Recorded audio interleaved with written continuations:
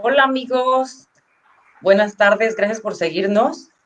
Se escuchan de fondo los aplausos en España, son las 8 de la noche. Se escuchan los aplausos para todos los profesionales de la salud. Y bueno, creo que es un momento muy emotivo por lo que estamos pasando. Eh, Hasta me conmueve, o sea, imagínate que hasta me conmueve escuchar los aplausos. Eh, Qué padre se oye.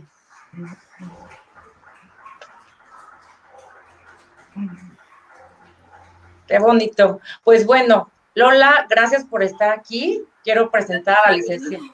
la licenciada Lola Garrote. Voy a leer un poco de su currículum, que es muy amplio. La licenciada Lola Garrote es licenciada en psicología por la Universidad de Barcelona y especialista en el diagnóstico y tratamiento de niños y personas con trastorno del espectro autista.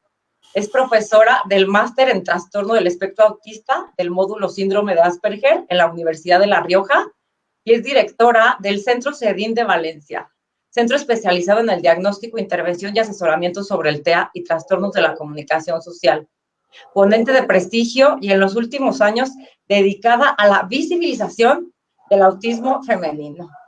Pues muchas gracias a todos los que nos están siguiendo, pero sobre todo infinitas gracias a ti por esta charla. Como te comentaba, tras bambalinas, en México nadie habla de autismo femenino. Ha de haber miles de mujeres por ahí sufriendo sin saber a qué se debe su sufrimiento. Entonces, pues el tema de hoy que vamos a ver, aquí lo tenemos, que es la mujer autista invisible para el diagnóstico. Y bueno, tú como conferencista reconocida ampliamente a nivel mundial, platícanos, claro que lo eres, tú dices que no lo eres, pero eres muy famosa, Lola. En Y las redes sociales es lo que hay. platícanos sobre este tema, porque ¿a qué crees que se deba que las niñas, quiero hacer un pequeño paréntesis, porque siempre les digo al inicio de las charlas que tengo que yo inicié mi canal precisamente en mis redes sociales el 8 de abril, perdón, el 8 de marzo, Día Internacional de la Mujer.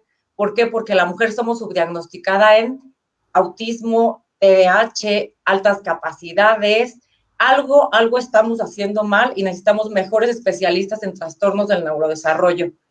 Platícanos cuáles, bueno, hay mucho tema que platicar, pero platícanos las grandes diferencias de género para que las mujeres seamos invisibles.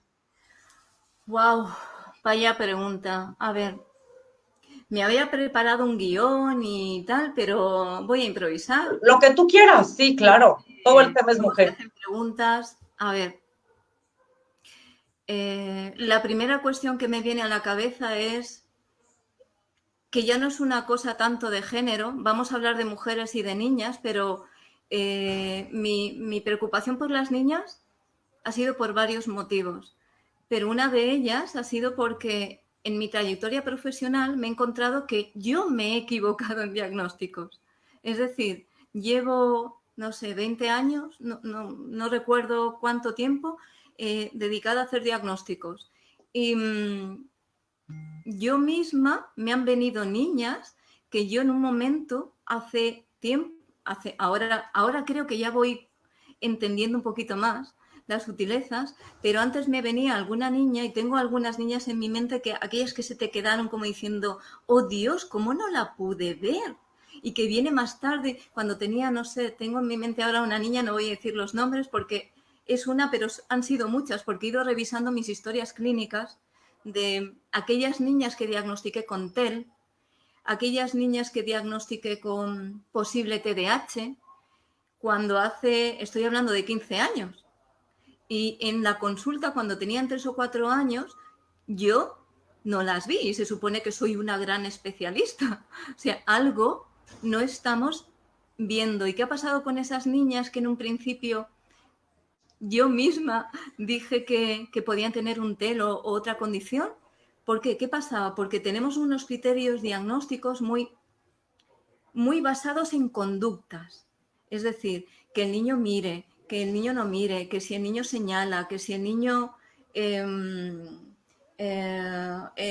una conducta robótica. O sea, miramos la carcasa, pero no miramos los procesos de cómo el niño está funcionando mentalmente. Entonces, claro, yo me encontraba niñas, y digo niñas, pero es que también me ha pasado con niños, por eso creo que va a trascender el tema del género, ¿no?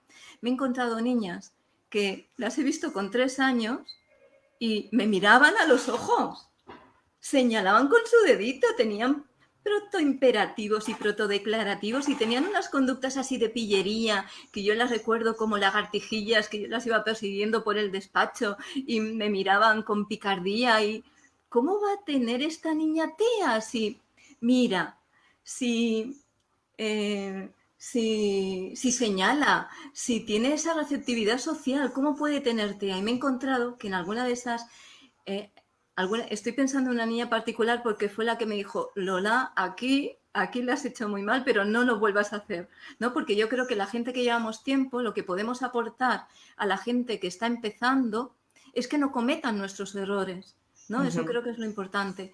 Y me acuerdo una niña chiquitita que hacía todas esas conductas que se supone un niño con autismo no hace. Y me viene más tarde, me llama un día la madre con 12, 13 años, cuando la niña ya tiene 12, 13 años, para que revise el diagnóstico. Tu hija, pues si yo me la acuerdo, pues que miraba, que sonreía, que había esa reciprocidad. Sí, Lola, quiero que la vuelvas a ver. Y con 12, 13 años la vuelvo a ver y me encuentro un perfil de TEA Asperger hiperclaro, pero además de los prototípicos del libro. Dices, ¿qué ha pasado? Entonces, creo que se nos escapa algo muy evolutivo en el trastorno del espectro autista, eh, que, que, los procesos van cambiando, que a veces se pueden ver las cosas un poquito más adelante. Entonces, el hecho de hacer diagnósticos en base a conductas, a lo que veo en la carcasa, no nos va a ayudar nada. Tengo que analizar otras cosas que son más invisibles y más complejas. Y todo eso me lleva a reflexionar que creo que todavía no conocemos bien lo que es el espectro del autismo, que es como si fuera un iceberg y hemos ido viendo ciertas capas, pero ahora está apareciendo otra que algunos yo voy a hablar como yo, Lola, ¿vale? Si meto la pata y luego quiere la gente comentar conmigo, me estoy encontrando hace unos 3, 4 años un perfil de personas y adultos que trascienden a las conductas visibles y ellos se sienten identificados con el trasfondo del TEA. ¿Qué me refiero? A una dificultad de comprensión social que van aprendiendo de forma explícita, pero con mucho esfuerzo. Es decir, van siendo habilidosos, pero con mucho esfuerzo y aún y así suelen todavía meter la pata. Todavía hay sutilezas sociales que no acaban de comprender, suelen tener conflictos a veces a nivel laboral, pueden ser muy habilidosos en lo técnico, en sus trabajos, pero a nivel laboral, en la parte social, ahí es cuando se van viendo los conflictos. Entonces, me están llegando personas que yo las he llamado personas limbo, que son ¿dónde te pongo? Porque si cojo los criterios diagnósticos tal cual y miro, pues oye, pero si cojo el perfil este del que se habla mucho, ¿no? Del fenotipo autista ampliado y analizo y rasco por ahí, oye, recuerdo el primer hombre, fue un hombre, un padre de un niño que se vio identificado después del diagnóstico de su hijo, curiosamente, se vio identificado con las conductas de su hijo y vino a consulta. Y creo que fue el primer hombre adulto que vi. O sea, no fue una mujer, fue un hombre. Y analizando tenía todas las conductas o todas las dificultades de comprensión social, de ajuste social, cierta inflexibilidad. Y ya si queremos, luego ahondamos un poquito en eso. Y yo al verlo tan habilidoso, o sea, tenía su trabajo, se iba en moto, dices, TEA, y le dije, mira, yo creo que tienes un fenotipo autista ampliado, ¿no? Eso que se tira mucho de ahí. Y en la última entrevista que tuve con él, que salió muy contento dentro de lo que cabe, y me regaló un libro, que lo tengo ahí como agradecimiento, me dice, Lola, esto no es un fenotipo, esto no es simple, esto es muy profundo, esto no es una mera forma de ser, yo lo vivo de una forma muy profunda y te agradezco mucho porque has estado conmigo compartiendo y me has ayudado a profundizar, pero un fenotipo yo no lo veo algo como más profundo. Se refería a que sus dificultades de conexión social eran suficientemente significativas como que repercutían incluso en su ámbito de pareja, en su ámbito social laboral, y no era una mera forma de ser, unos meros rasgos de personalidad. Si hay sutilezas sociales que no acabo de comprender, con mi pareja va a haber dificultades. Cuando tengo que hacer un esfuerzo impresionante por intentar ser correcto a nivel social, que eso es lo que se llama la máscara, el camuflaje, cuando tengo que hacer un esfuerzo en intentar ser social para no desencajar, eso es abrumador y eso genera mucha ansiedad y tensión. Entonces, con esa persona yo empecé a pensar, pues a lo mejor el fenotipo autista ampliado es un autismo camuflado.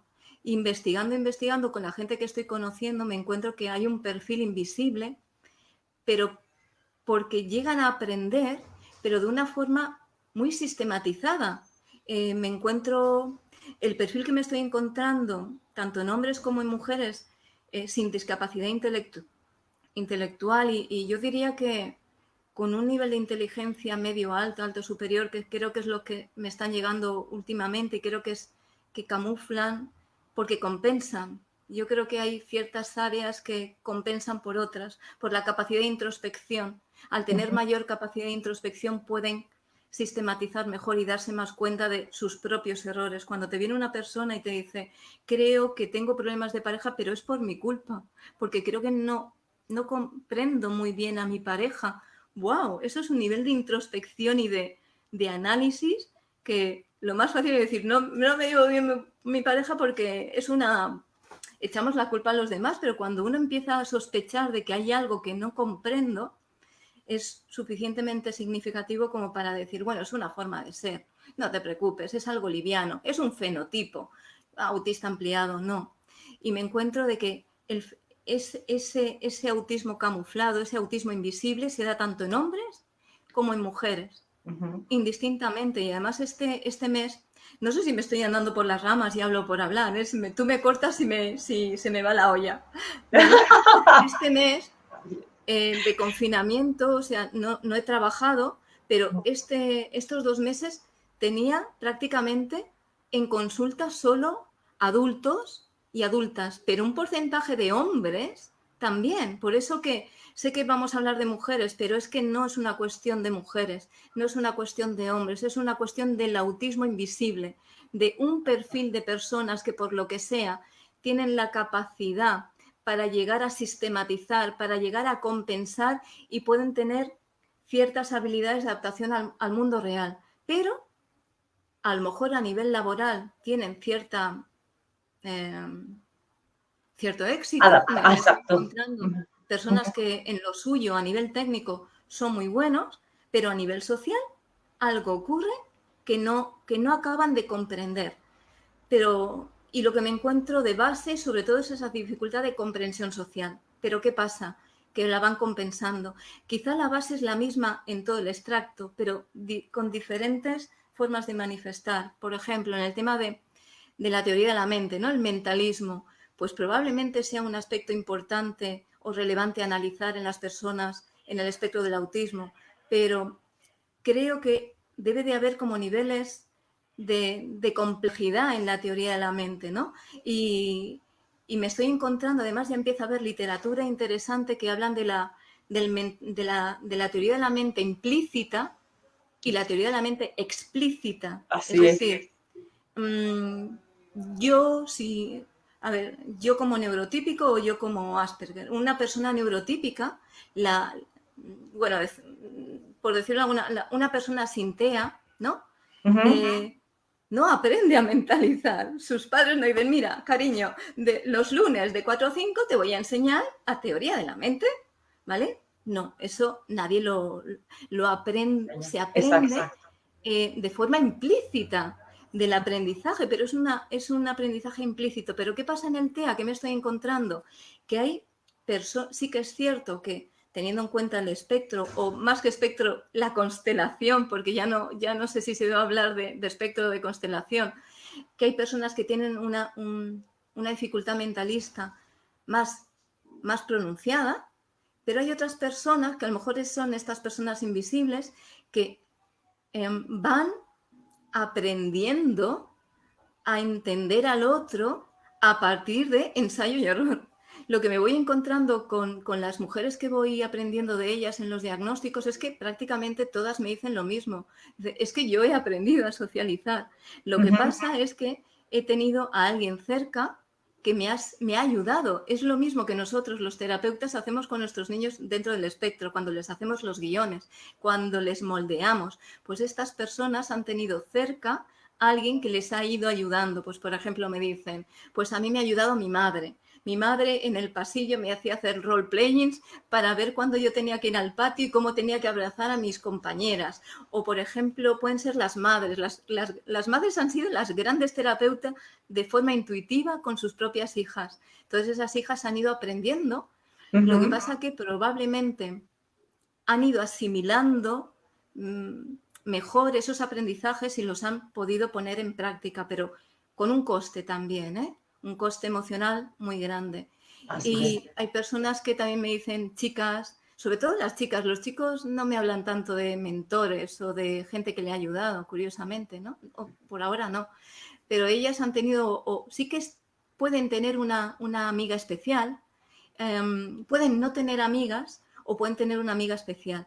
Pero si no tienen amigas, no es porque no quieran tener amigas en sí, sino porque el mundo social es muy complejo. Y tener esa amiga íntima, esa amiga especial, eso implica una capacidad mentalista de comprensión social, de intuición social, de improvisación social, que es la parte que más cuesta en las personas con TEA. Y van aprendiendo gracias a pues que tienen pues la compañera que le va diciendo, oye, eso no lo digas, que eso es inoportuno, o que les van guiando en el patio, ¿no? Tienen esos mentores, esas guías que les van ayudando a comprender. Y esas personas invisibles, desde mi humilde punto de vista, pues van teniendo esa capacidad para ir asimilándolo. Y yo creo que es porque tienen un nivel de conciencia de la realidad y de su realidad, de sí mismas, un poquito más mayor. Pero eso ya es algo que no lo he encontrado en los libros, es algo que yo percibo en mi práctica clínica. Sí que encontré alguna referencia sobre el tema de la conciencia de sí mismo en un libro de Sarah Hendrich, que es maravillosa y la recomiendo. Además, ella también está en el espectro y qué mejor que las propias personas en el espectro puedan hablar sobre todo eso, ¿no?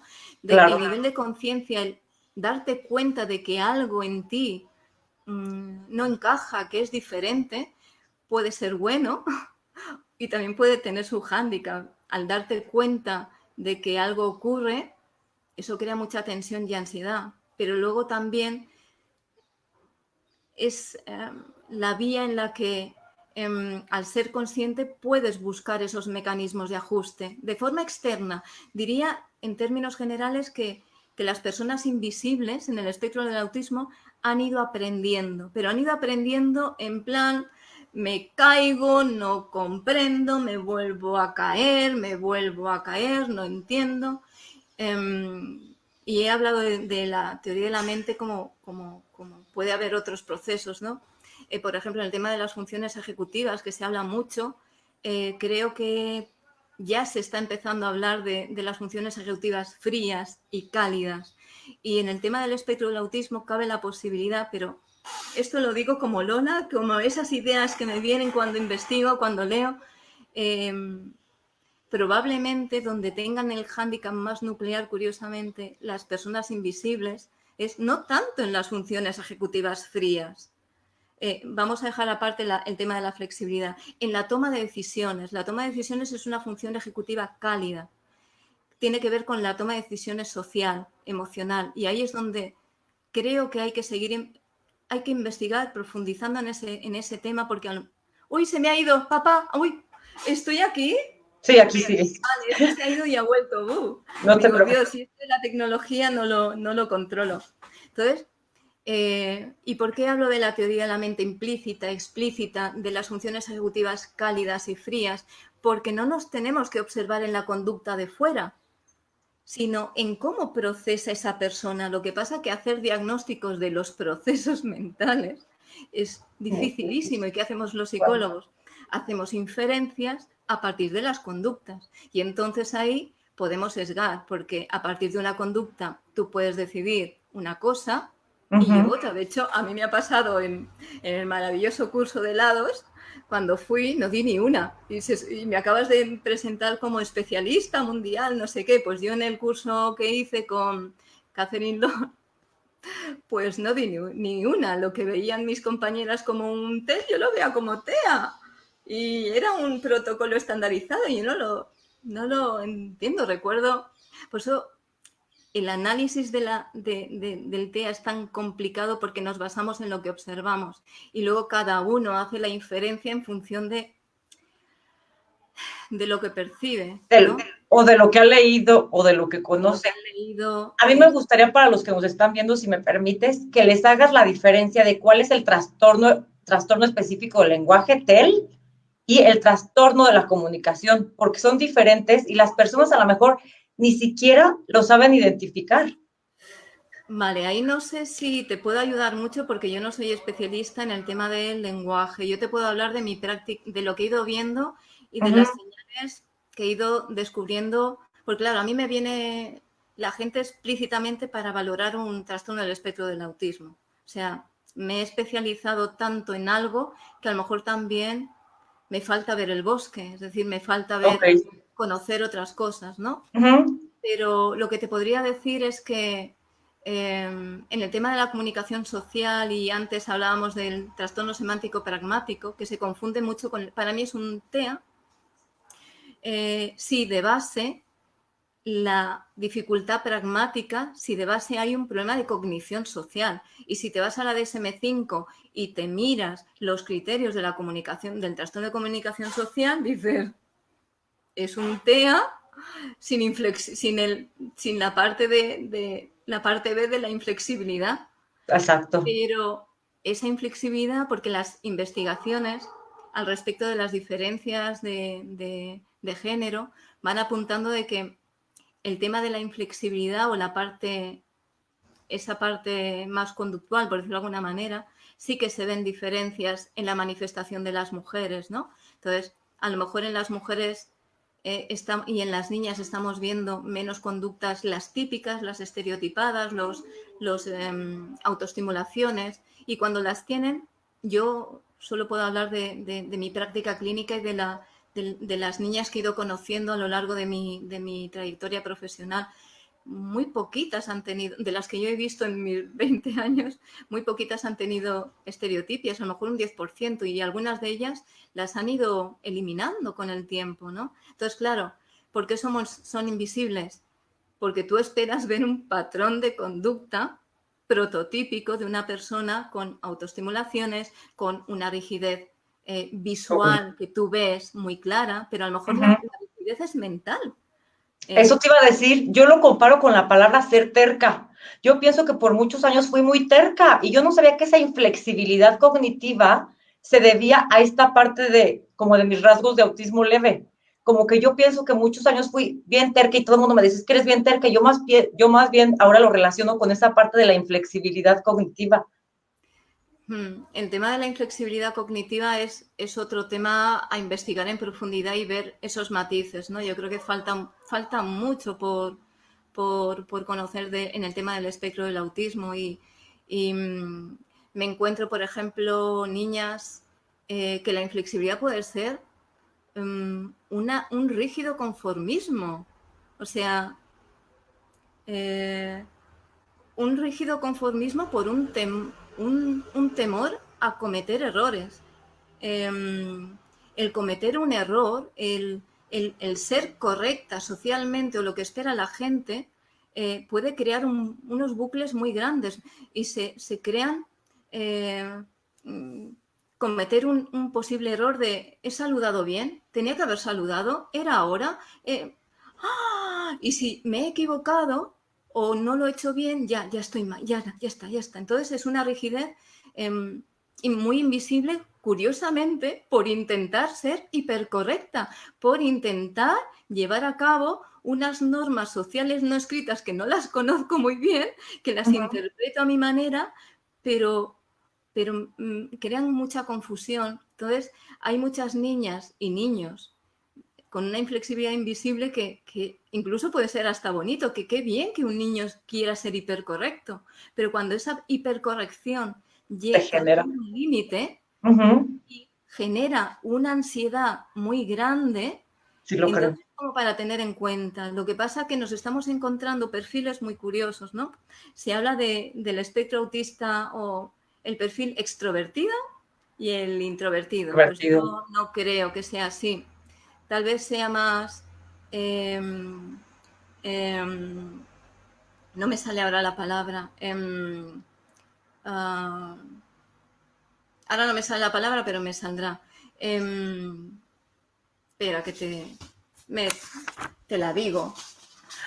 Te la digo porque te la digo.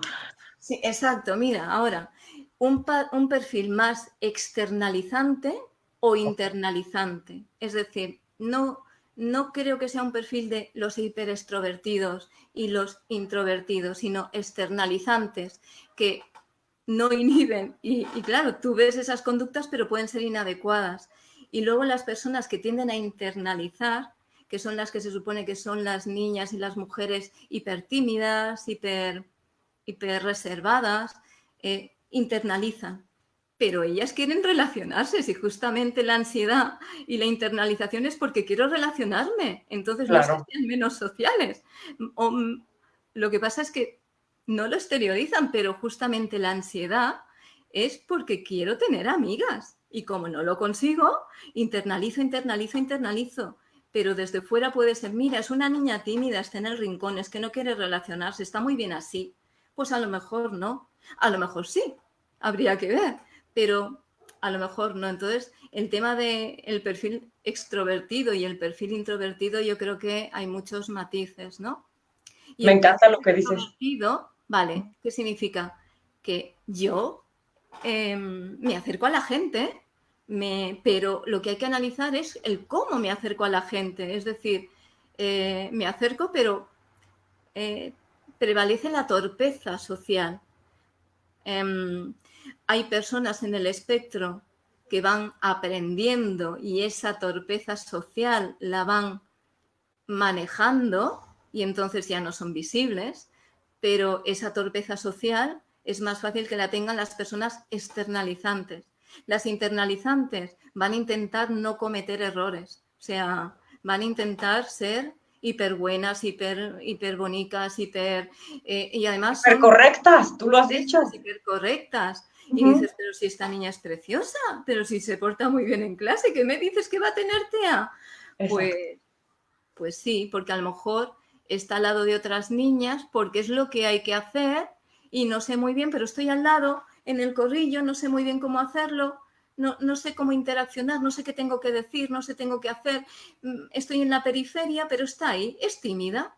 Pues de fondo yo creo que tanto en el perfil externalizante como en el perfil internalizante pasa lo mismo de base, que hay una dificultad de comprensión social ágil, rápida, del momento, esa intuición rápida, de hacerlo adecuadamente para el otro, claro, para el mundo neurotípico.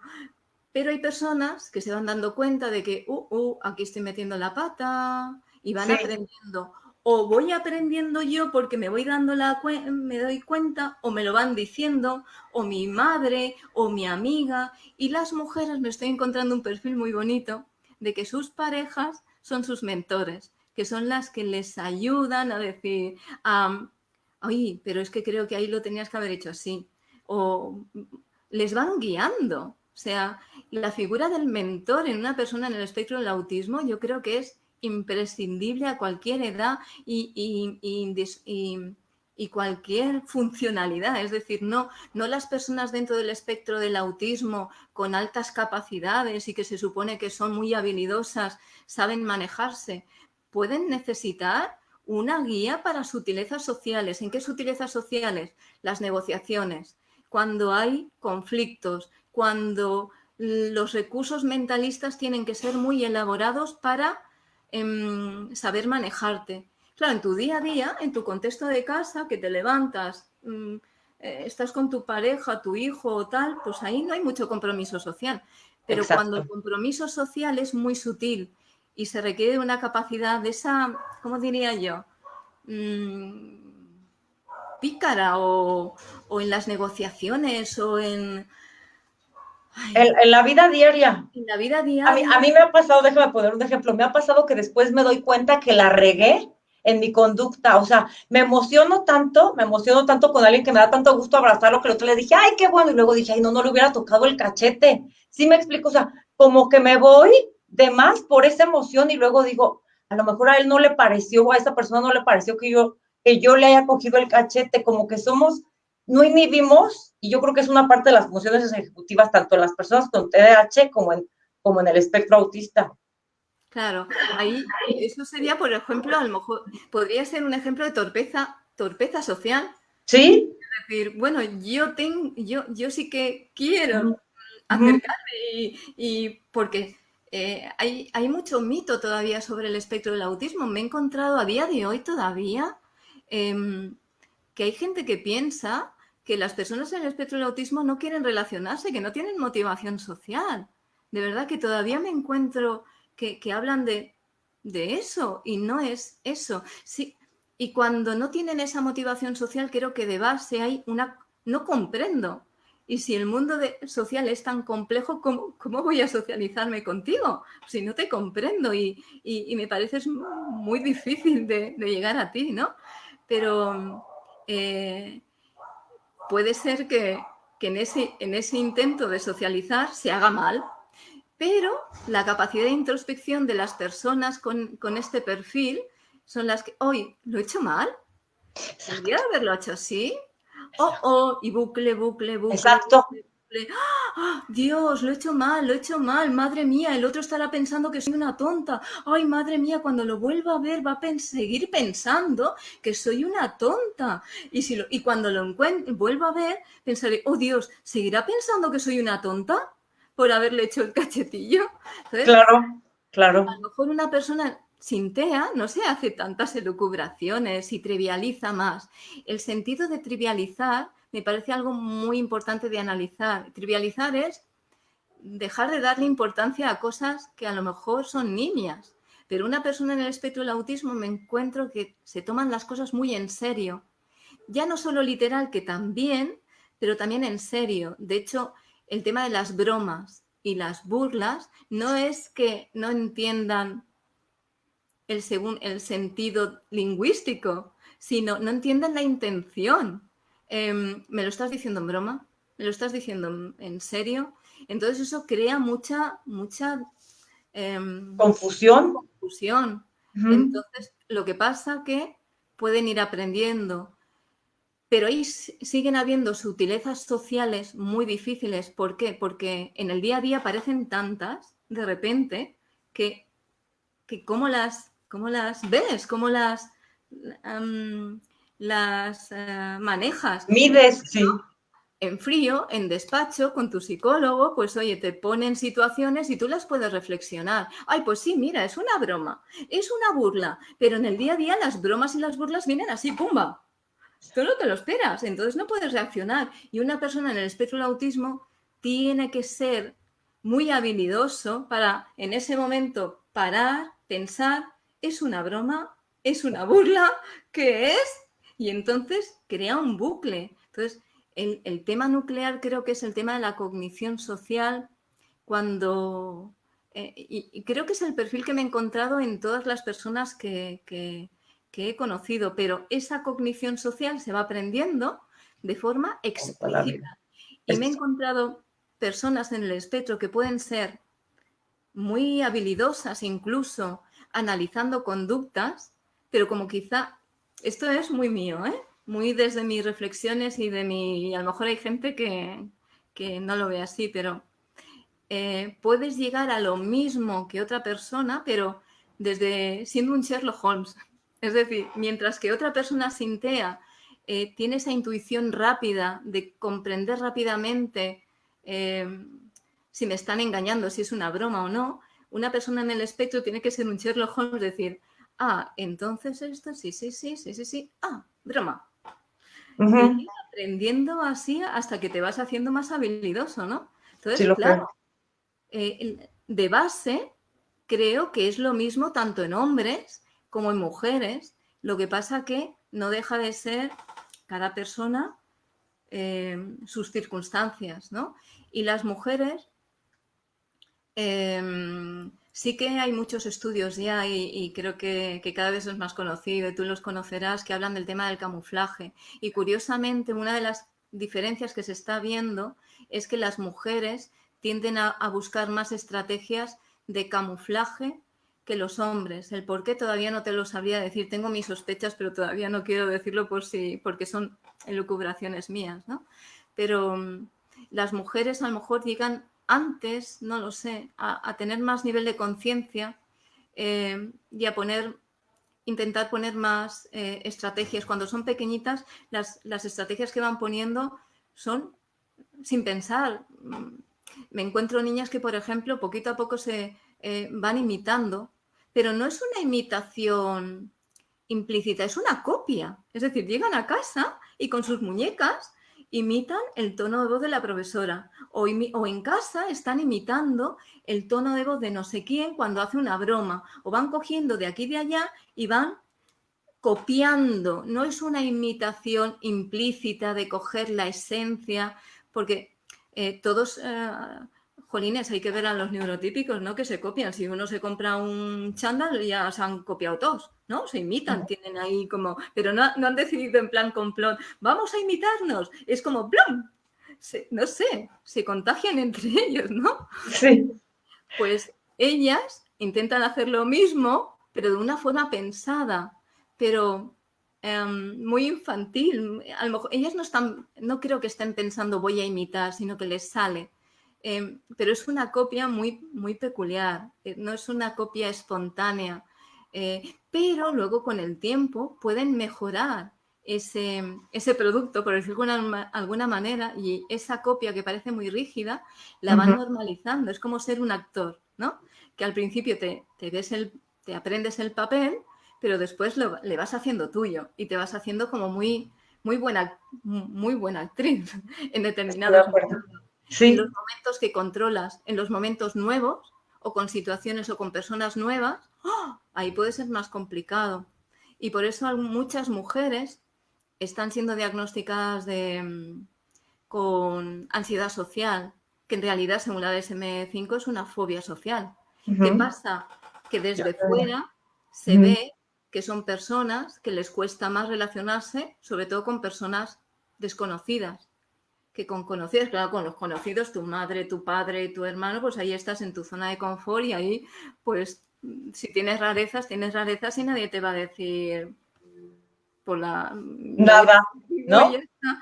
Pero cuando te tienes que enfrentar a un grupo social nuevo, lo que suele ocurrir, creo, analizando un poquito el perfil diferencial, no es un miedo a ser juzgado, que sí, pero con una peculiaridad. Es, no quiero cometer errores, quiero ser social, quiero estar con el grupo, pero, jolines, ¿cómo lo hago? ¿Qué les pregunto? ¿Qué digo? ¿Qué hago?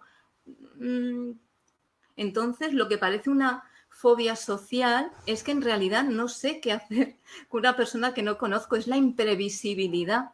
De todas maneras, me encuentro personas en el espectro que les pasa al revés, que con las personas nuevas son muy habilidosas y con la gente que ya conoce, pues la reciprocidad es menor. ¿Por qué? Porque tienen un algoritmo. Han aprendido un algoritmo que les sirve para las situaciones nuevas. Pero cuando ya la situación nueva ya no es nueva, ya no tengo recursos. Pues, por ejemplo, yo tengo mi algoritmo de empezar conversaciones con gente nueva. Pues viene Pedro, Juan, Antonio, ¿y qué haces? Porque siempre es lo mismo. Ahí, ¿no? Y además es lo que te enseñan en los grupos de habilidades sociales. Hola, ¿cómo te llamas? Yo me llamo Lola. ¿Y tú? Oye, no me digas, ¿cuántos hijos tienes? Vale, pero cuando ya el cliché que tienes guionizado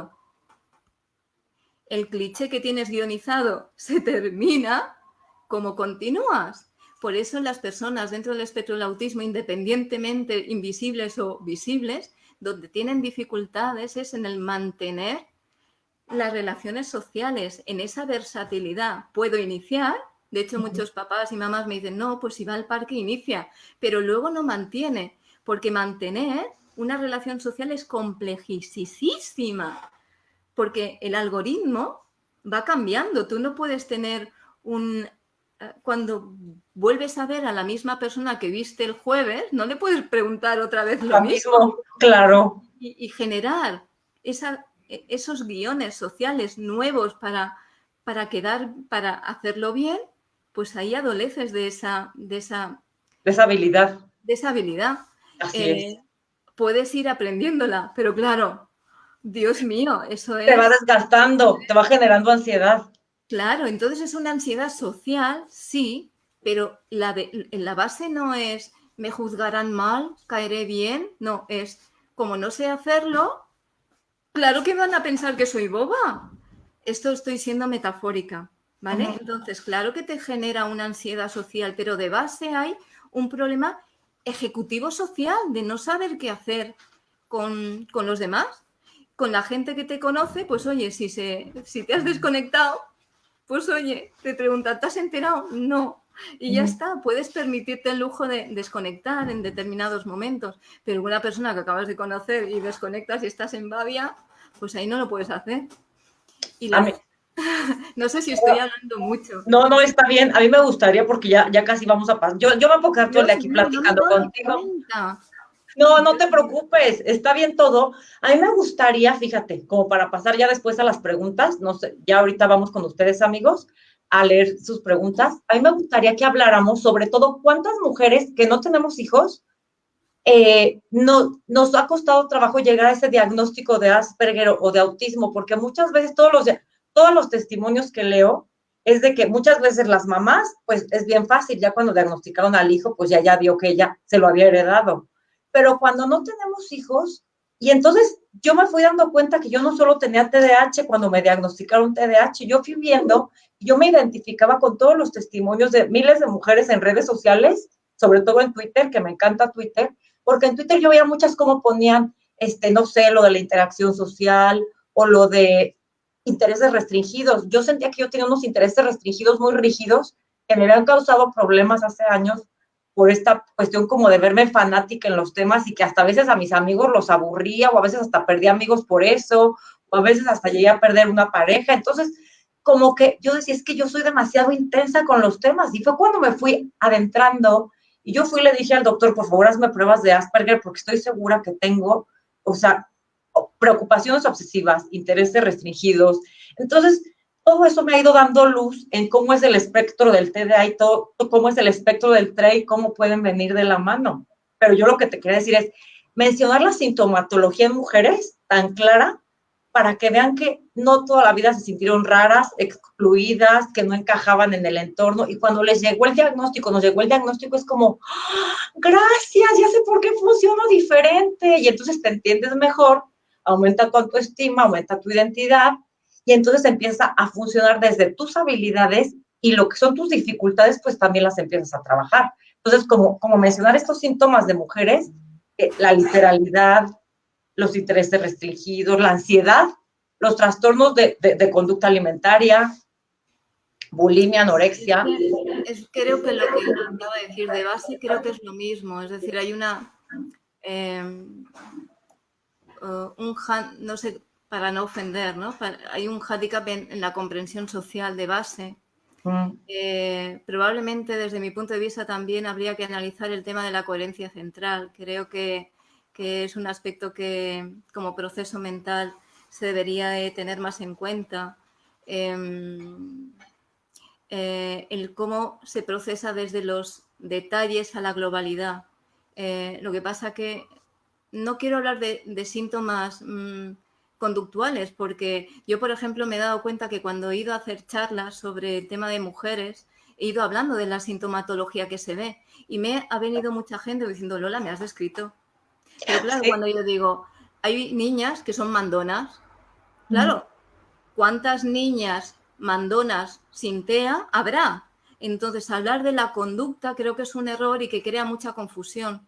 Entonces, yo creo que habrá que trascender a eso y ver qué procesos mentales son hay que perfilar para, a partir de ahí, cuántas conductas poder ver, ¿no? Entonces, está claro que la gente que viene a consulta, todas, el núcleo es el tema social. Y luego está el tema de la inflexibilidad, el tema sensorial, pero todos hay un trasfondo del tema de comprensión y ajuste social. La inflexibilidad también puede ser más o menos.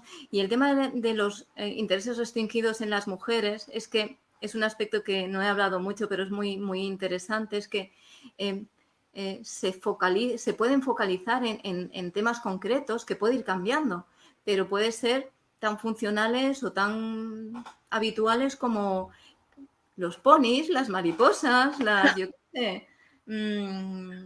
¿Cuántas niñas tengo que les gusta el mundo mágico de las hadas? Y eso, que le guste a una niña no llama la atención. O, por ejemplo, la lectura. ¿Cuántas niñas les gusta la lectura, la escritura? Las matemáticas, las habilidades matemáticas.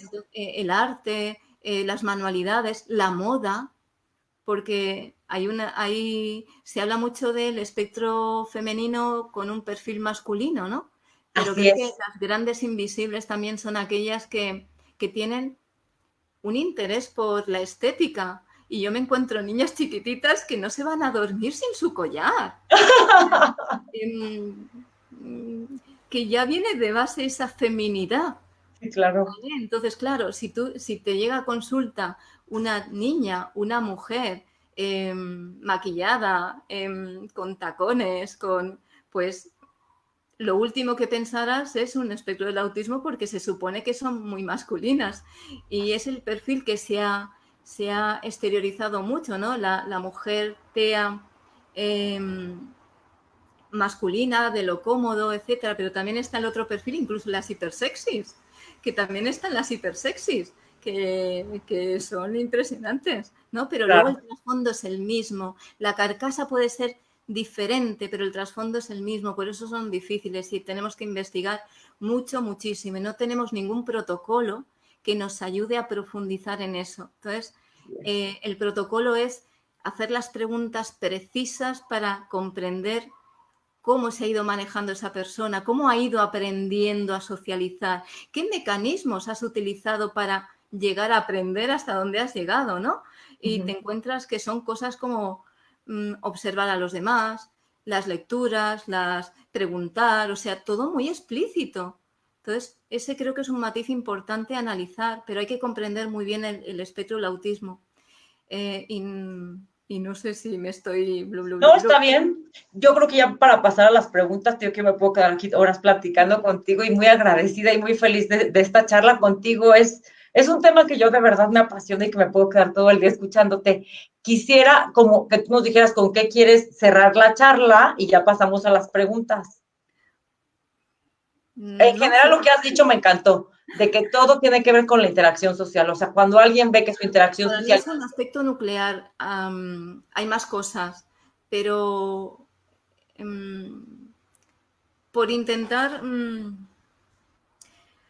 el espectro es tan amplio que, que hay muchas cosas. Está la parte sensorial, la parte de la inflexibilidad, la toma de decisiones, pero la parte social yo creo que es lo que me encuentro en mi día a día, la parte profesional, sobre todo con las adultas que, que más vienen a preguntar, ¿no? Y de hecho muchas de ellas han sido diagnosticadas previamente con un trastorno de ansiedad social o una agorafobia o un trastorno de alimentación y creo que es un aspecto para mí nuclear, más cuando la investigación nos va diciendo que esa parte de la inflexibilidad puede parecer, vista desde fuera, los matices son, me puede gustar lo mismo que otra persona, pero con mayor intensidad, pero eso no repercute en la funcionalidad ni en la adaptabilidad de la persona. De hecho, es la parte bonita bueno, toda es la parte bonita, pero el tener un tema de interés específico, pues oye, eso es un superpoder. Yo no lo veo como al revés, eso es un superpoder. Entonces, lo que más afecta creo que es cómo me relaciono, cómo llego a conectar, qué está pasando aquí cuando me cuesta tanto, cuando me canso tanto, cuando llevo 2 horas relacionándome con gente que quiero, que me llevo bien y luego tengo que estar toda la tarde durmiendo, descansando por socializar. Cuando socializar cansa y abruma, es cuando dices, ostras, aquí hay algo importante de base. Eso que acabas de decir, wow, conozco tanta gente que llega y llega agotada, a mí casi no me pasa eso, pero llega muy agotada emocionalmente, decir, ay, estuve con mucha gente, fue lidiar mucho con O incluso personas. con 2. Exacto, El simplemente con tema dos. de interaccionar como es pensado gasta mucha energía y eso genera también mucho cansancio, incluso con gente que adoras y que quieres, pero eso también es Exacto, agotador. Es así es. menos, pero también es agotador. Así es, así es. Ay, Lola, no, pues gracias. Mira, vamos a pasar a las preguntas, increíble. Ojalá que nuestros amigos, me las voy a poner aquí en la pantalla. Y bueno, este tema es Ana Vila Pereira, este tema es apasionante y escucharla de la mano de Lola Garrota, un placer. Ana Corbica, gracias por tus aportaciones, Lola. Abrazo fuerte desde Argentina. Hola, Adriana Ruth Lichtenstein. Hola. Sí, es más difícil el diagnóstico de las niñas y adolescentes. Gracias por vernos. Charito Garfias. Tiene razón y encontramos muchos casos conocidos y pasan por creer que son así por personalidad únicamente. Híjole, ¿cuántas veces piensan que es tus rasgos de personalidad y dices, no es un rasgo de personalidad? Es algo más profundo, Así es, claro, que se puede manejar, pero así no. es. Así es, se puede manejar, pero siempre hay que ver, yo creo que muchos psicólogos, es que yo siempre lo digo, porque yo pasé por muchos psicólogos, neurólogos, psiquiatras que desconocían mis síntomas del TDA, mucho más, iban a desconocer los síntomas del TEA, o sea, mucho más. No, no, somos invisibles para muchos. Eh, Charito Garfias, la dinámica familiar ayuda como una terapia natural, creo que por eso pasan desapercibidos.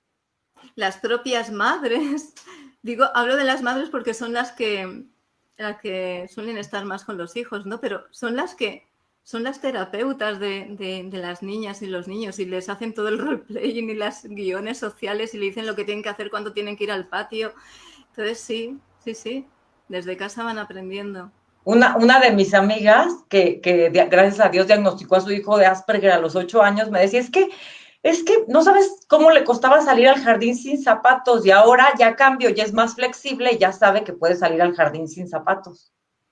Todo eso, las mamás ayudan mucho. El apoyo familiar es básico en cualquier diagnóstico. La familia se tiene que involucrar. Francis Campos, gracias por sus aportaciones. Charito Garfias, la familia o amigos familiares cumple entonces un tipo de terapia natural. Pues sí, son parte de la terapia sistémica. Julio Rodríguez, excelente. Saludos desde Argentina. Saludos. Maribel, la lectura y el cine pueden ser. Es que conozco gente. ¡Qué bueno! La lectura y el cine pueden ser mentores, pero claro, se alejan de la realidad. Sí, Pero totalmente. aprenden observando, claro, el mejor mentor es el que tienes al lado, tu pareja, tu amiga, tu madre, porque te va guiando. Pero muchas mujeres utilizan la lectura, las series de televisión o tienen incluso un alter ego, un personaje que les parece interesante, que les sirve como guía, decir, uy, ahora, ¿cómo haría tal persona? ¿Cómo haría tal cantante? ¿Cómo haría tal? Entonces se buscan alter egos para intentar Aprender, actuar de la forma que se espera que se tenga que hacer. estoy de acuerdo, totalmente. Yasmín Emily Garduño. Muchos adultos del TEA son diagnosticados como trastornos obsesivos, esquizoides o ansiosos de personalidad. A ver, ahí creo que falta mucho también por investigar. Estamos en pañales, sobre todo de esos perfiles difíciles que son complejos y hay veces que personas con trastornos de personalidad pueden ser personas con TEA y luego a lo mejor personas que ahora creo que vamos a tener que tener cuidado y analizar bien todos estos cuadros clínicos, ¿no? Por decirlo de alguna manera, porque pueden ser muy confusos, pero por un lado y por otro. Hay personas que a lo mejor pueden ser diagnosticados de TEA y tener un trastorno de personalidad o a la inversa. No lo sé todavía, pero es un aspecto yo creo importante a tenerlo ahí como a analizar. Y los profesionales que nos dedicamos al TEA, que sabemos un poquito de TEA, ahora estamos obligados a saber de psicopatología y de neuropsicología. O sea, se te abre ahora ya es como una hiperespecialización a saco para entender el TEA. Ya, con lo que teníamos se nos ha quedado corto. Así es. Santa Elena Salazar, bueno, en la de antes, perdón, me gustaría hacer un comentario de antes, si me permites, Lola. Claro, por supuesto. Yo cuando llegué a mi diagnóstico era porque yo misma, yo me empezaba a comparar mucho como con personas motivadoras, con Nick Vujicic, que es un motivador australiano que no tiene pies ni manos. Y yo decía, es que como él estando sin pies ni manos, si me explico, yo decía, él tiene autoestima, seguridad, se va a casar y yo no podía muchas cosas, ¿sí me explico? Entonces, yo dije, a lo mejor yo tengo trastorno obsesivo compulsivo porque mis pensamientos eran bien obsesivos. Y ya sabes, no se los recomiendo, pero en Google, pues trastorno obsesivo compulsivo, porque yo nunca me pasó por aquí tener TDA ni espectro autista. Entonces, pues yo obsesivamente buscaba en Google y fue como llegué con una doctora que yo dije, quiero ir con una doctora experta en trastorno obsesivo compulsivo y que ya me digan si es lo que tengo. Y cuando llego con esa doctora, bendito Dios, después de muchos neurólogos, psiquiatras y psicólogos, la doctora Josefina Ricardo Garcel, una eminencia, me dice, es que tú no tienes TOC, lo que tienes es TDAH. Y el TDAH ahora entiendo que también tiene esos pensamientos obsesivos. Yo necesito profundizar un poquito más en todos esos aspectos para conocer, porque creo que hay matices diferentes entre un TOC y un Sí, TEA. sí. Entonces, también se puede confundir, pero para un lado y para otro, es decir, diagnosticar TOC cuando es TEA y al revés también. Creo que hay matices, pero ahí es lo que te comentaba de que es invisible porque estamos en un momento en el que tenemos que hiperinvestigar y darle un nuevo...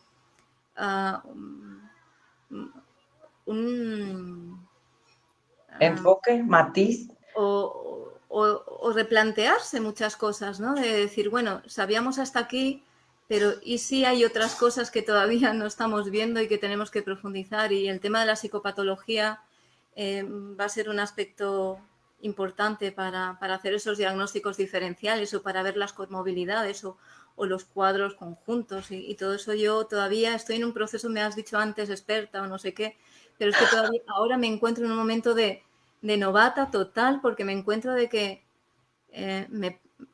tengo miedo de equivocarme y ya desde aquí pido disculpas si en mis posibles equivocaciones futuras, que a lo mejor diagnostiqué TEA cuando no es y al revés.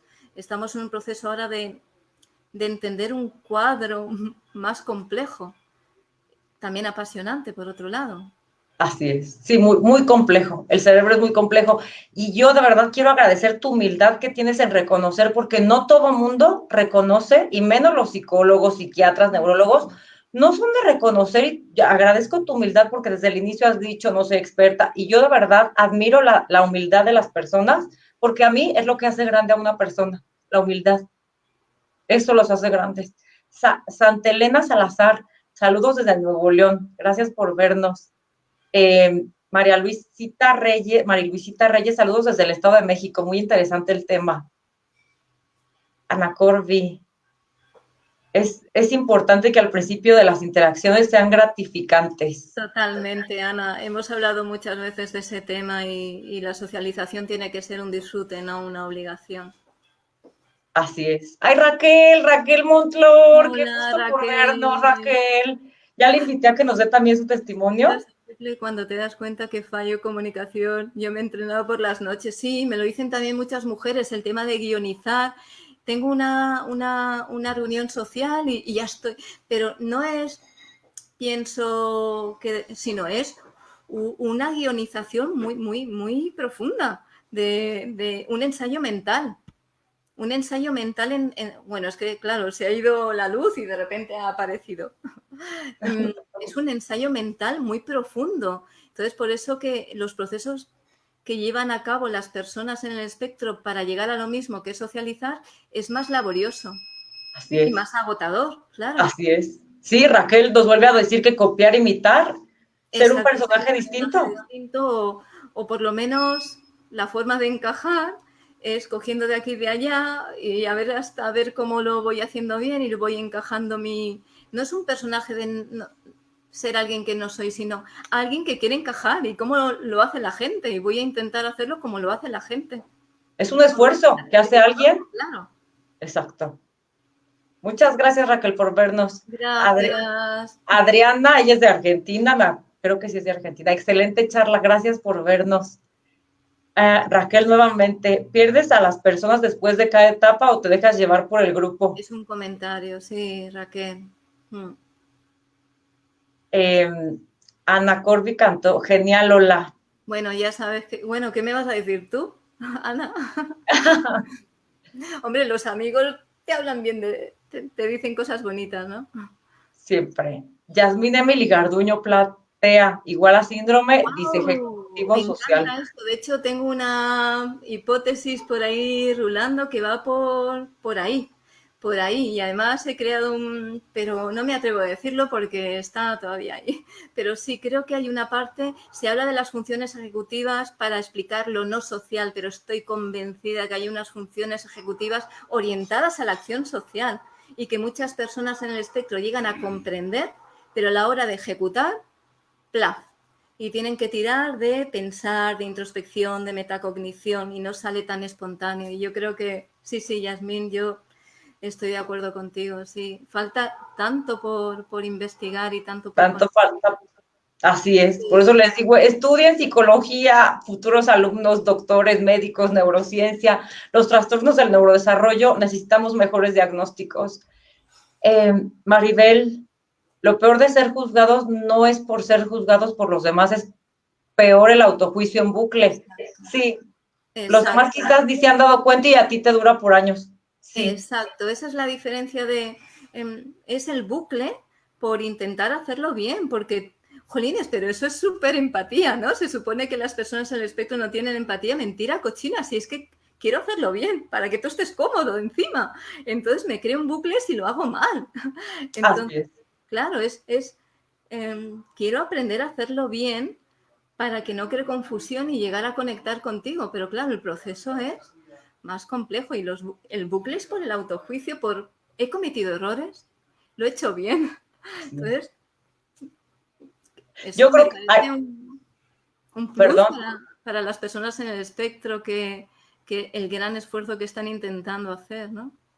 así es. Y algo que a mí me encanta decir ahí es mencionar al doctor Luis Rojas Marcos, psiquiatra que vive con TDAH, y él habla mucho del soliloquio. El soliloquio es cómo nos hablamos a nosotros mismos, y él habla mucho de la importancia de que nos enseñaran desde niños a hablarnos bien a nosotros mismos si somos con los que la mayor parte del tiempo estamos. La importancia del soliloquio es hablarte bien a ti mismo, y creo que por esas dificultades que vamos teniendo, nosotros mismos nos vamos diciendo tontos, mensos, tarados, o sea, Soy boba, lo he hecho mal, qué así mensaje. es, Y lo así peor es, es que si te vuelves a encontrar a esa persona, sigues pensando que la otra persona seguirá pensando que eres boba. así Cuando el es, otro ya, a lo mejor, pues, ya ni se acuerda. Pero una así, mente tea se queda enganchado a esa situación, a esa vivencia y la vive de forma intensa. Y su error, el posible error, el error que él considera que ha cometido es eterno y eso crea un bucle, pero un bucle por intentar hacerlo bien. Entonces, así es, hay cosas, pero claro, todo esto no tenemos instrumentos para analizarlo. No hay preguntas, tienes que conocerlo para ir buscando estas sutilezas. Es lo difícil de hacer diagnósticos, de que no tenemos los instrumentos que hay, perdonar, pero son del año catapum, perdonar, no están actualizados y tiramos de donde podemos, pero toca conocer muy bien el espectro y hacer las preguntas justas, adecuadas para ir descubriendo esos matices y no es fácil. No es fácil. Estoy de acuerdo contigo, porque algo, fíjate, un tema que no hemos hablado, que son la doble excepcionalidad que viene, las altas capacidades con autismo, las altas capacidades con TDAH. O sea, hay tanto matiz dentro de esa complejidad del neurodesarrollo y de la neurodiversidad que por eso cada vez tenemos que tener como más pruebas cuantitativas y cualitativas para, Sí. para poder avanzar. Isabel, que también hemos tenido muchas conversaciones telefónicas y conectamos también, coincidimos en muchas cosas, pues ¿qué te voy a decir? Creo que es el momento de crear esos protocolos.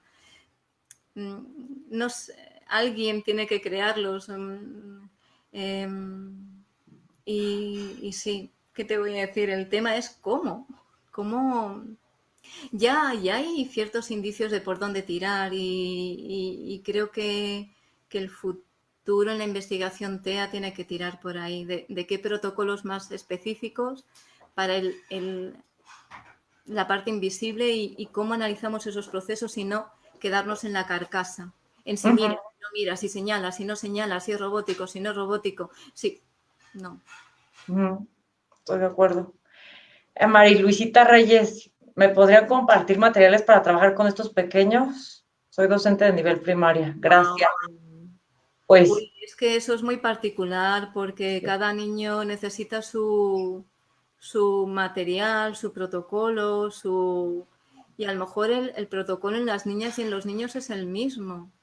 O sea, a lo mejor los dos necesitan un guión social, a lo mejor los dos, ahí no te podría compartir, yo no le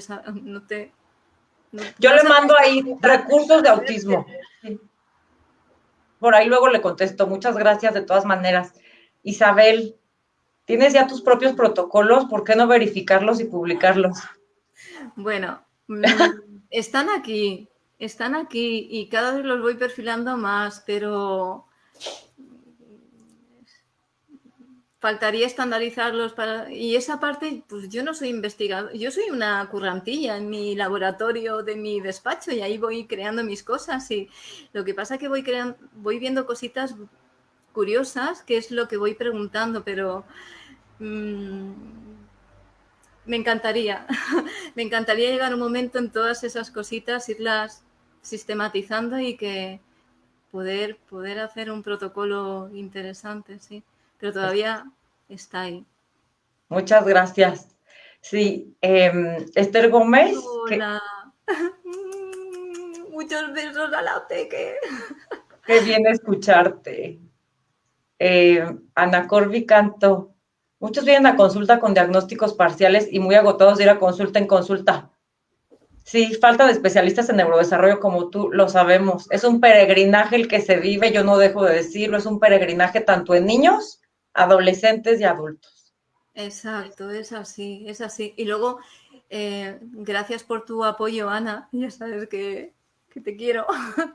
Pero a mí también me falta profundizar y sé que voy a cometer muchos errores hasta que vaya perfilando. O sea, hay que ser muy humilde en esto y probablemente me vaya a equivocar muchas veces para un lado y para otro. Pero por lo menos cuando estoy haciendo una valoración, mi idea es intentar comprender qué le pasa a la otra persona, independientemente de la etiqueta, qué es lo que te hace tener esas dificultades que vienes a consultarme, por qué.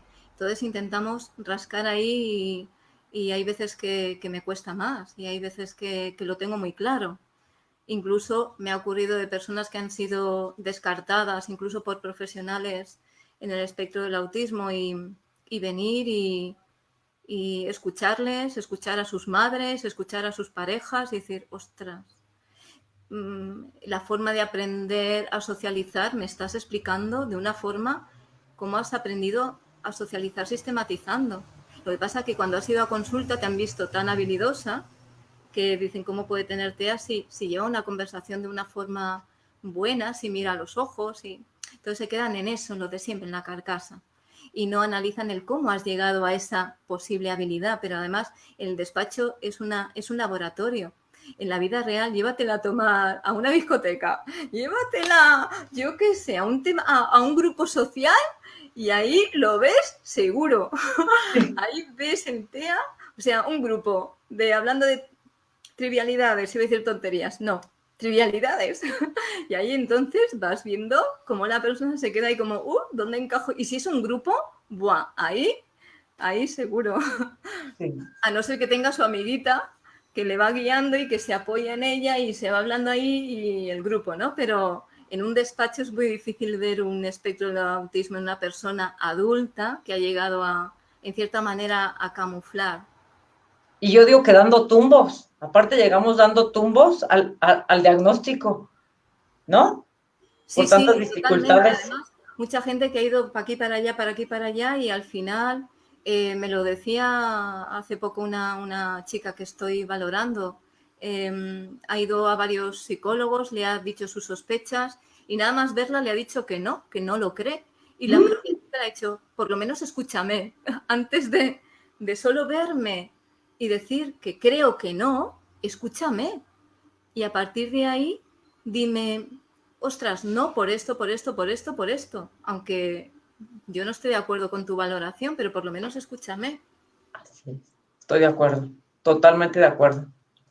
Rosa Araujo, Lola, te sigo desde hace tiempo y me encantan tus aportaciones. Es necesario un protocolo de evaluación para las mujeres adultas.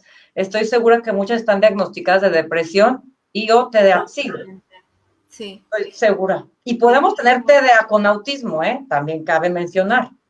Y luego los trastornos de alimentación que no hemos hablado de ellos, probablemente ahí estén camuflando. Se habla de un 23% de personas con trastornos de la alimentación que pueden tener un espectro del autismo, pero solo de los diagnosticados, las personas que no, Que no están. que no están. Y desde pequeñitas, además, el tema de las niñas y los niños tienen una relación muy especial con la comida desde pequeñitos. Entonces, los trastornos de la alimentación es otro tema. Es que esto es un máster, ¿eh? Esto es amplísimo Sí, eh, y se totalmente. camufla por muchos lados. Así es. Maribel, te manda muchos besos y abrazos. Raquel Martínez, yo misma recorrí con mi hija desde la infancia por muchos psicólogos y hasta los 14 años nadie me dijo lo que le sucedía a mi hija. Es que Porque la esto lo verdad, oigo diario, lo escucho diario, lo veo diario y por eso hago estos plataformas por ayudar a los demás, para porque además llevarlos. en las niñas puede pasar algo también curioso, que de pequeñitas se van manejando más o menos, porque las situaciones sociales son más o menos manejables, pero cuando llega la adolescencia es, oh Dios, ¿qué ha pasado? O sea, mis amigas de toda la vida han hecho un cambio y son otra cosa. ¿Y qué hago? Entonces, la adolescencia es como un cambio muy radical en la vida y entonces es como despertar y decir, ¿dónde estoy?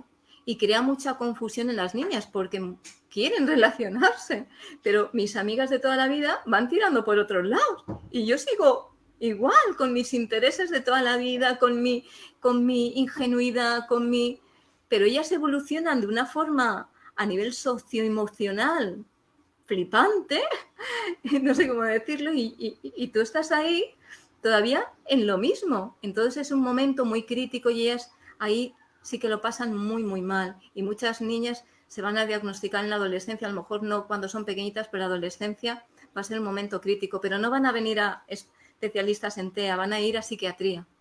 Van a ir, y muchas de ellas tener cuidado porque hay riesgo de suicidio. No quiero ser dramática, pero Autolesiones, el tema del mucho. suicidio en las niñas es importante tenerlo. No quiere decir que se lleguen a suicidar, pero señales a veces su forma de decir socorro, ayudarme, es un intento de suicidio o de autolesión. Entonces, eso en la adolescencia es un aspecto muy, muy crítico, sí, muy importante. A mí me gustaría mencionar rápido, digo que nos podemos quedar todo el día, pero a mí me gustaría mencionar rápido cómo fue mi niñez, mi primaria y mi secundaria. Yo fui totalmente una niña introvertida, que nadie, como tú dices hace rato, nadie veía mis dificultades de aprendizaje porque yo no era hiperactiva y era la niña bien portada, pero era muy, muy burra en todas las materias, ¿no? Y entonces torpeza motriz y muchas cosas. Y cuando fue el cambio a la secundaria, yo la gestión emocional desde niña fue muy difícil expresar mis emociones, reconocerlas, decirlas. Y en ese cambio a la adolescencia fui de la niña introvertida empecé a tener amigas más chicas porque las de mi edad estaban muy adelantadas. Yo empecé a juntarme con amigas 3, 4 años más chicas porque yo no veía lo que las otras querían, novio, casarse. Yo decía, ay, no, yo no, yo con amigas más chicas. Y entonces ese cambio, siento que fue un abismal cambio y ahí fue donde a través de mis amigas yo empecé a conocer gente. Pero a mí hoy en día me pones a conocer gente por mí misma y me dicen, pero si tú eres la más sociable y la más perica y conoces a 1000 gente, pero me cuesta la interacción sola. En conjunto, pues qué padre que alguien me presente gente, pero ya yo sola interactuar siempre me ha costado y hasta ahora me doy cuenta de eso. Isabel, Lola, ¿por qué no centrarse en protocolos nuevos de identificación? Habrá que hacerlo. Habrá que hacerlo. Seguramente. Lola tiene mucho que aportar al mundo, mucho, pero poco a poco. Nieves Nieto Escolano, qué buena perspectiva. Mi hijo que tiene TDAH dice que tiene connotaciones como mi hijo que tiene TEA. Exacto, exacto. Es que son espectros tan amplios los dos que, pues, se combinan. Isabel, genial. Gracias. Zuleri, Suárez Lemus, solemos adaptarnos según sea conveniente. Algunos somos sociables, pero no sociales. Saludos. Igualmente. Me encanta el tema. A mí Gracias, Zuleri. también. A nosotros también. Isabel, formaliza tus protocolos. Sí, Te estás volviendo obsesiva, Isabel. te vamos a ayudar a que los protocolices. Vas a ver. Ya sé con quién contactarte. Mi mente ya está acá pensando. Eh, Grabará la entrevista, sí, en YouTube, se va a quedar grabada en Facebook y en Qué Twitter. horror. ¿Nos Ay, quedamos claro, para siempre? claro, por siempre. Isabel García, Investigación. Ahí metiendo pincha. testarlos. No te negaré que me encantaría y quiero y mi futuro va por ahí. O sea, no sé cómo hacerlo porque yo no soy investigadora, soy una patata como yo en ese área, pero sí, hay que tirar por ahí. Así es. Charito García, ¿algunas recomendaciones finales para ver más allá de las conductas de fuerza, es decir, como mirar el interior para detectar aquellos que puedan pasar desapercibidos en el espectro? Wow. Algunas recomendaciones finales para ver más allá de las conductas. Mira, no te sabría decir. Uy, que se me ven todas las canas. Se te ve muy No te bien. sabría decir, pero es que, a ver, ahora me ha venido una imagen cuando voy a los colegios y observo a las niñas y niños, pero por ejemplo, en una situación social, me fijo en detalles, o sea, ir del detalle a la globalidad. Y, por ejemplo, detalles que me gusta afilar es, vale, estoy viendo a la niña en un grupo, pero quiero fijarme en detalles que a lo mejor otras personas, bueno, no lo sé. Por ejemplo, una de las cosas que me doy cuenta es las manos o sutilezas. Están en el grupo social al lado de otras niñas, pero con las manos encogidas o tocándose la falda, cuando las otras niñas están distendidas, están relajadas, están socializando de una forma relajada, ella está allí con un rictus, De las ansia. manos tensas o los puños así, y la ves que está y voy y la profesora me dice, Lola, ¿qué va? Pues si tiene amigas, mírala, está alrededor de otras niñas. Pero si te fijas en microdetalles de sutilezas, lo que pasa que eso, ¿cómo lo formalizas? ¿Cómo lo sistematizas? O, por ejemplo, otras cosas que me parece interesante es ver los ojos de las niñas. Parece una tontería, pero recuerdo el caso de una niña que salí muy, muy frustrada de una reunión con su tutora, porque tenía unos niveles de ansiedad muy altos. La niña tendría unos 5 o 6 años, unos niveles de ansiedad altísimos. Y yo voy a hablar con la profesora y me dice, pues sí, está bien. Le digo, ¿le has visto cómo le sudan las manos? ¿Le has visto sus ojos crispados? Yo lo veo. ¿Cómo me fui la gente que me conoce sabe que soy bonita, no soy brusca, pero me llama la atención de que no se fijen en esos detalles tan sutiles como signos de ansiedad que me están sudando las manos y mi sonrisa es así, pero no coincide mi estado emocional con lo que tú estás viendo. Entonces, ¿cómo se sistematiza eso? Porque todo no deja de ser subjetivo, ¿no? Yo también estoy teniendo una percepción subjetiva, pero intento mirar microdetalles, microconductas que me ayuden a ver el conjunto global. Y a mí me gustaría, y si me permites agregar algo en esa misma respuesta, muchas niñas pueden tener dificultades de aprendizaje y eso les también genera mucha ansiedad. Sí, sí, de hecho muchas de ellas son diagnosticadas de déficit de atención, por ejemplo, más Uh-huh, que de TDAH combinado con uh-huh. déficit de atención. Así Sí, sí, es. sí, sí. Y luego están las niñas que son muy habilidosas a nivel académico, que lo están pasando fatal a nivel emocional y que como son muy habilidosas a nivel académico, va sobrada. Pues es un tema de personalidad. Entonces, todas tienen sus particularidades. Entonces, eh, pero bueno, yo creo que poquito a poco iremos creando semilla, ¿no? Pero Así. falta Sí, estoy de sistematizar acuerdo. todo esto. Ahora estamos como empezando a ver cosas y falta darle un poquito Estructura, de sistema. estructura. Ajá. Grupos de Isabel insiste. Isabel, te quiero grupo de investigación. Este, Obcecada en que hay que... Sí, además es así. así es. Gracias, Aid. También nos dice Rosa Araujo, fibromialgia.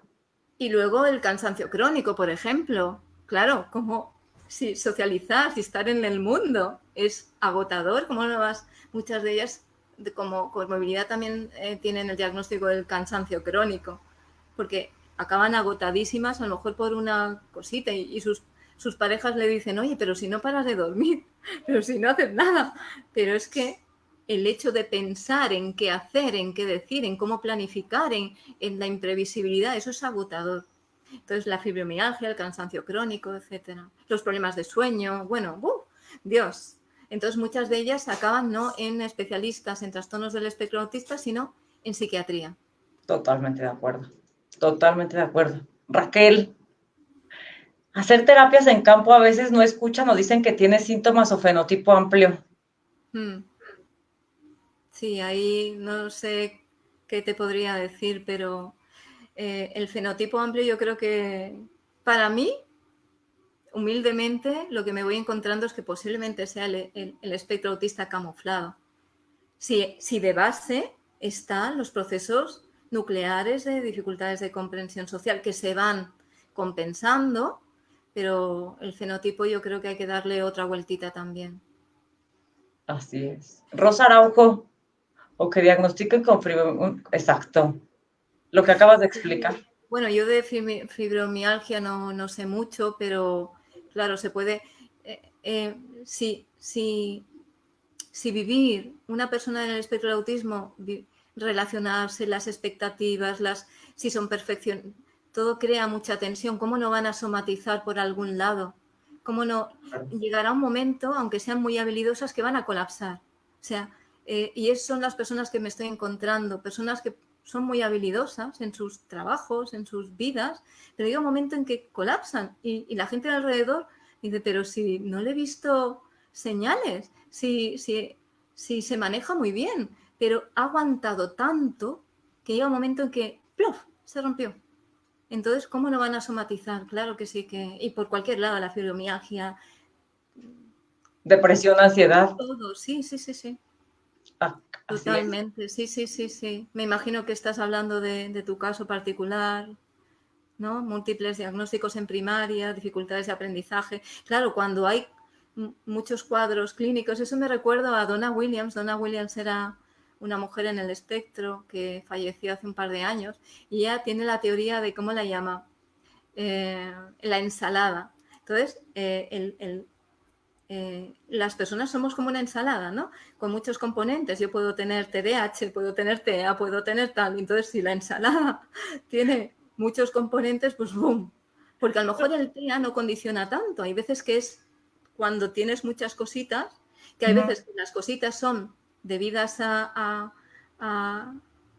consecuencia de no poder conectar, etcétera, o sea, por el ambiente, pero hay veces que también viene de fábrica varias cosas, o sea, yo puedo tener TEA y puedo tener déficit de atención, claro que sí, o puedo tener TEA, déficit de atención, altas capacidades. Exacto. Yo hace La, poquito, la cesta, la ajá, cesta se llena y entonces es más complejo y un profesional verá una cosa, otro profesional verá otra cosa, pero falta alguien que vea el conjunto para poder dar respuestas.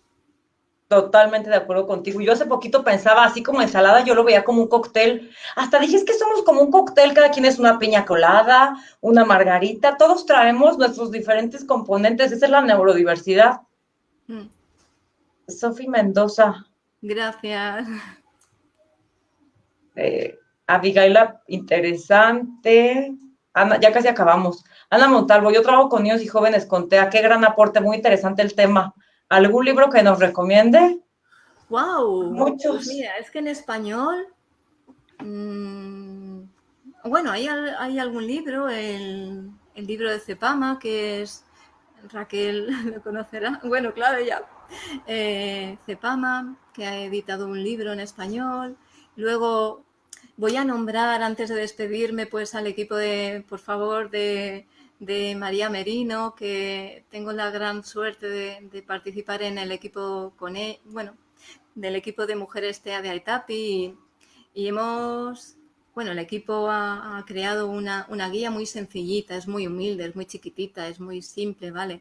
Pero que puede ayudar un poco a tener una idea general y que pueda ayudar a los profesionales, pues a lo mejor los profesores en la sanidad pública. Es una guía muy sencillita justamente para que pueda ser de fácil asimilación, ¿no? Ujú. Entonces, se puede encontrar en la página de Aitapi, buscando Mesa de Mujeres TEA, y se puede descargar la guía. Entonces, eh, Aquí la pongo, al rato vale, la pongo. perfecto. Y Entonces, bueno, no hay mucho, pero bueno, poco a poco yo me imagino que en inglés hay mucho. Si es que en en inglés inglés hay demasiado. En uf, inglés, en inglés hay una barbaridad y cosas muy, muy interesantes y hay mujeres TEA, psicólogas que están, bueno, Sarah Hendricks, por ejemplo, me parece fantástica porque tiene un trabajo muy sistematizado a nivel profesional, además de ella estar en el espectro, pero hay mucha bibliografía. En español está el clásico, ¿no?, de Tania Marshall, de Soy una Stingel, y ese me gusta sobre todo para la intervención, cuando ya tienes un diagnóstico, porque está enfocado de una forma muy constructiva, muy positiva, porque cuando se habla de espectro del autismo la gente piensa, no sé, todavía hay un estigma. Y ese librito me parece muy bonito para que la gente se reconozca. Y tengo algunas niñas de 10 años que lo tienen y se lo leen y mira, yo me siento identificada aquí. Entonces se ve de una forma muy positiva y ese libro me gusta sobre todo más para la intervención, porque sí, creo que, pero no hay mucho. Esperemos que, como dice Isabel, más investigación, las investigaciones. más libros y que Claro. sí. Pues ya por último, ya nada más Raquel Martínez dice que desde pequeñita era un alma solitaria, sin amigos, y lo sigue siendo. Una capacidad para el camuflaje impresionante en emociones, y su doble excepcionalidad le permite ser todavía más invisible. Por su alta capacidad no tiene mayores problemas de aprendizaje. Exacto, Claro. El exacto. tema de un aspecto que, bueno, un ámbito que me está interesando mucho porque creo que son las personas que más están llegando ahora, son personas con TEA y altas capacidades. Y creo Ujú. que las altas capacidades en cierta manera ayudan a Camuflaje, compensar, a sí. sistematizar la introspección, pero el tema social es el mismo de base, con lo cual el dolor que vienen arrastrando de su pasado, el tener altas capacidades no es un chollo o no es jolines, pues mira, tiene altas capacidades como si fuera algo súper guay. Pues no, la persona que tiene altas capacidades tiene la intensidad del TEA, más la intensidad de las altas capacidades, más la intensidad intelectual del TEA, más la intensidad intelectual de las altas capacidades y ¡buah! Explosión.